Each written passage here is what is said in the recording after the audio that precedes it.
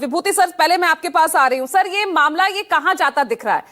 Mastermind कौन है? सबूत भी लगातार पुलिस के हाथ लग रहे हैं, लेकिन सोनम अब तक अपना जुर्म कबूल नहीं कर रही है। वो ब्लेम अपने ऊपर लेने को तैयार ही नहीं है। वो सब बातें मान रही है कि वो इस हत्या में इस साजिश में वो शामिल रही, लेकिन अब तक उसने कबूला नहीं। देखिए, सोनम का जो आचरण है बहुत ही वो तर्कसंगत है। कोई भी व्यक्ति नहीं कबूलेगा। कोई जिस तरह परिवार के लोग सबके जितने लोग पकड़े गए हैं, सबकी माएँ ये कह रही हैं कि उनके बच्चे तो निर्दोष हैं, तो ये तो एक स्वाभाविक इंसानी रिएक्शन है जिसके लिए हमें तैयार रहना चाहिए।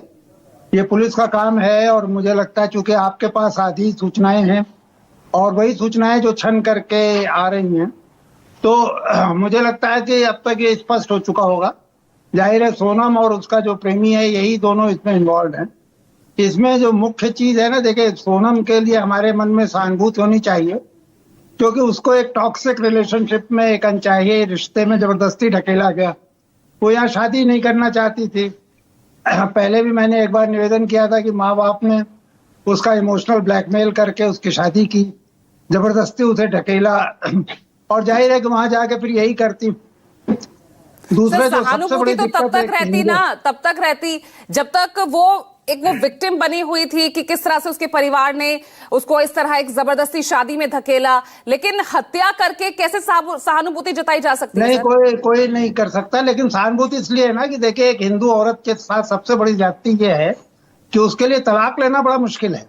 मैंने ये जब सन 50 में आप हिंदू कोड बिल वगैरह बनाया गया था, तब तो आपके इस तरह के वैल्यूज आपके वो थे कि सात जन्मों का ये बंधन है, पति जो है परमेश्वर होता है।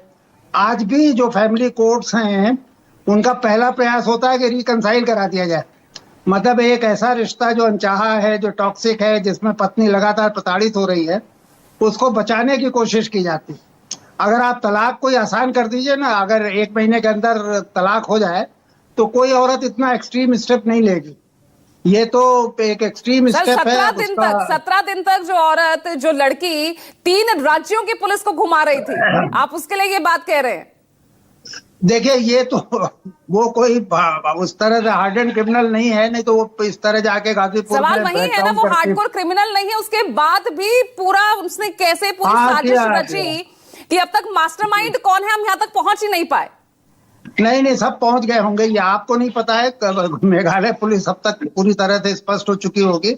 ये और इसका प्रेमी, यही दोनों, इन दोनों के बीच अब दोनों एक दूसरे को दोषी भी ठहरा रहे होंगे। ठीक है सर, मैं आगे बढ़ रही हूँ। हेमंत हमारे साथ राजा रघुवंशी के घर के बाहर से मौजूद